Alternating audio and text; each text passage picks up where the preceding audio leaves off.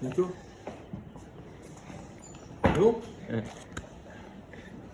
D'abord, je vais dire que cette semaine, on célèbre dans le cas d'Israël les 200 ans du décès de Rabbi Chaim de Volojin, Nefesh HaChaim, le grand élève du Gaon de Vilna. Alors, on va lire quelques lignes de son Pérouche, de son introduction qu'il a écrite sur le Safra Tzniuta du Gaon de Vilna. Quelques lignes, je vais juste prendre un petit peu un exemple, quel était le niveau de ce Rav. פעם אחת ביום ראשון של פסח, הוויות ויגבי תרי תלמידי מתלמידיו החשובים. Pour le premier jour de Pessah, un jour, sont venus chez le Gaon de Vilna deux de ses grands élèves. אשר יודעים זה דרכו בקודש מעולם. Ils savaient que le Gaon de Vilna, quand c'est Yom Tov, il est besimcha, besamarta, bechagira, chaque seconde il réfléchit comme il est heureux qu'Akadosh Baruch Hu l'ait choisi, Shebachar Banu, nous a donné la Torah, il vivait dans le bonheur. Et ils ont vu ce jour-là, c'était Pessah, et ils ont vu qu'il n'était pas heureux, il était triste. Chez Raouch, En Simrato Bemilou, ils ont vu qu'il n'était pas tout à fait dans sa peau. Ouais, dans sa peau, il n'était pas très content. Comme d'habitude, ils lui ont dit Kvodarav, vous avez un souci, il n'a pas voulu répondre. Ils ont insisté. Il n'a pas pu se répondre, il leur a dit je ne parle pas d'habitude de mes problèmes, mais vous m'avez dit Da'aga Belevi chez Sichenin, quand on a des soucis, il faut en parler.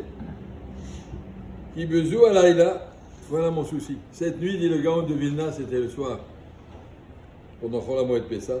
Cette nuit est venu Eliyahu et il m'a fait connaître des inyanim et des chidushim noraim en cheker, des chidushim extraordinaires, infinis sur le Shem Yud-Bet, sur le nom Yud-Bet, c'est un des noms d'Akadosh Baruch Hu, sur un verset de la paracha de la semaine prochaine, paracha de Shlach Lecha, au début de la paracha, quand Moshe Rabbeinu a dit aux explorateurs allez visiter le pays, alors il leur a donné l'itinéraire, il leur a dit Vayomer alehem alouze banegev alite metahar. Un verset qui a l'air tout à fait, on va dire, anodin. Passer par le sud et après monter la montagne. Vous prenez Eretz Israël par le sud, on commence par le Negev, et après monter la montagne en direction de Hebron. De ce verset-là, le Gaon de Vilna a dit Eliyahu Hanavi est venu en rêve cette nuit, et il m'a expliqué sur ce verset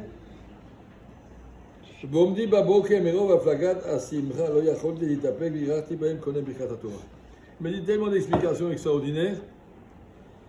Quand je me suis réveillé le matin, j'ai voulu tout de suite récapituler ce qu'il m'a dit dans le rêve. J'étais à mon Birkat HaTorah. Je n'ai pas pensé le Torah avant la brachot de la Torah. Nehenashti, Shem m'a puni et tout s'est effacé de ma tête. Et donc c'est pour ça que je suis un peu déçu. Et les élèves ont donné une bracha, et Ratson, Makom, Yashiv, Lecha, Vedatra, comme Hachem t'a donné une fois, il peut donner une deuxième fois. Achazman ba, Shalou Oto Echad Mehem, Imkva Uzera Loda. Plus tard, un des élèves a dit au Rav, est-ce qu'on vous a rendu votre Aveda? Vous avez perdu? Il a dit oui. Et il est revenu m'expliquer une deuxième fois. Et ce sont, écoutez cette phrase, 2260 façons d'expliquer ce passou. Et comme je sais pourquoi je les ai oubliés, je sais aussi pourquoi on me les a dévoilés une deuxième fois. Et je vous signale en passant, chez Beofen et Ramem, une de ces 2260 explications de ce verset, à partir de une explication, je connais toutes les kochot de toutes les briodes de Kol Ever Ma'inano. Je connais exactement, à partir de ce verset, exactement comment fabriquer chaque brin d'herbe et chaque oiseau et chaque chose. Rien que une idée de se donner la grandeur du monde dans lequel vivait le Gaon de Vilna et son élève Rabbi Chaim Volojin, Sruto Tagen Alenu. Rabbi Chaim Volojin est considéré dans le Ham Israël comme le père de toutes les yeshivot.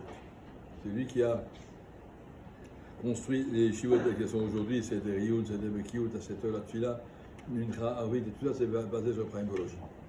C'était le rabbin incontesté en Lituanie jusqu'à la... Aujourd'hui, on est des élèves de la Chaim Volojin. Je vais dire la paracha de Behalotra maintenant. Début de la paracha, une mitzvah qui s'appelle la menorah. Kadosh Baruch Hu dit à Aaron, Behalotra est un néot, ce que tu feras monter ces lumières. Et le mot de menorah, il y a beaucoup de questions On a entendu hier soir de Rav Kaplan beaucoup de questions sur cette phrase. Et Vayas Ken Aaron, Aaron a fait ainsi. Ken Asait Amnoa, il a fait ce qu'il fallait faire. Et les Mefarshim disent, je prends lui Al-Shir, mais il y a beaucoup d'autres, la menorah, il a une hauteur de 18 fachim. Ça veut dire en français 1,80 m. Symbolise la hauteur d'un homme.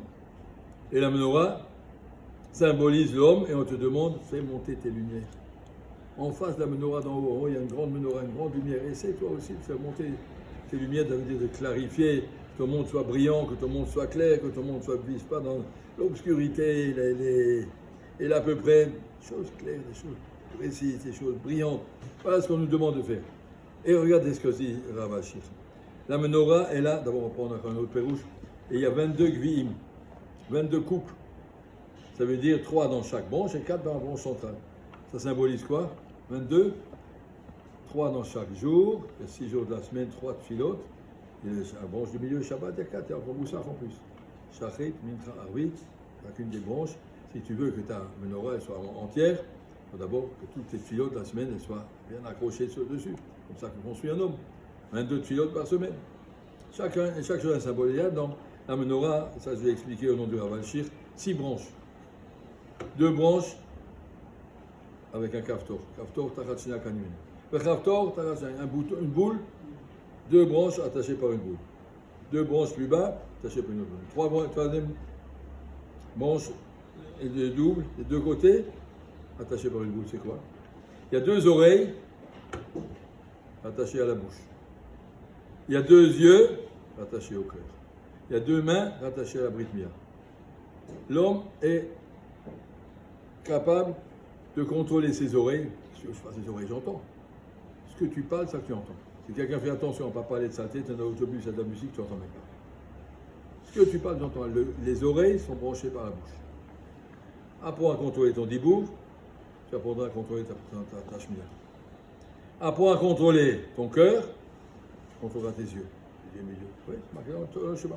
Le tatou après le vafren, après enechem. Alev, chomed, vainaim rot. Ce que le cœur a envie de voir, les yeux y voient. Ce qui intéresse le cœur, c'est que les yeux voient. Alors les yeux sont branchés sur le cœur, c'est ça le carton. Et la même chose, parce que l'homme il vit des pulsions de Tavot, c'est ça que ses mains y jouent. Si un homme il est capable de contrôler ses Tavot, il arrivera à faire que ses mains vont droit, il ne sera pas un voleur, il ne sera pas un frappeur, il peut contrôler ses mains. On peut contrôler à travers ça, construire toute la menorah. Et cette menorah doit être brillante, elle doit être belle. Et là, il doit faire monter tes lumières. Ça, c'est ce que la Torah nous propose. La menorah, c'est pour nous un symbole de ce qu'est un homme.